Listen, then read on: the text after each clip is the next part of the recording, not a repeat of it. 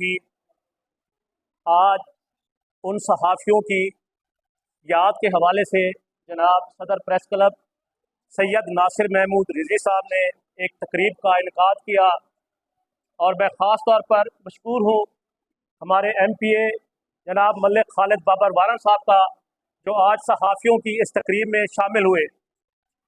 मैं अपने सहाफ़ियों से गुजारिश करूँगा, आज का दिन हम उन सहाफ़ियों की याद में मना रहे हैं जो अब इस दुनिया में नहीं। हमें ये याद सबक और दर्स दे रही है कि आइंदा आने वाले वक्त में हम भी इस दुनिया में नहीं होंगे। हमें चाहिए कि अपने कलम से जो हम लिखते हैं सोच समझ कर लिखा करें, उन पे रहम किया करें जो इन अल्फाजों के काबिल नहीं होते।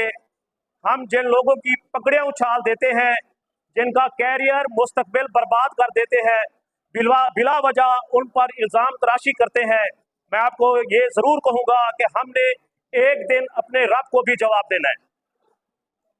हमारा फ़र्ज़ बनता है कि लिखने से पहले खुदारा सोच लिया करें।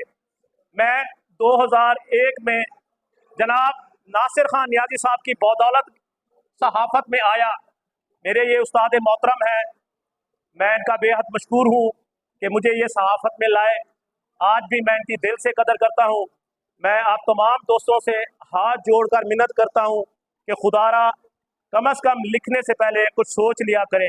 आज का ये दिन हमें बार बार ये दर्स दे रहा है कि हमने अपने करतूतों का हिसाब एक दिन अल्लाह को देना है।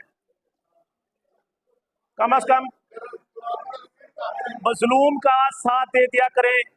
एक दिन में कम से कम एक तो अच्छा काम कर लिया करें जो हमारे लिए राह निजात बन सके।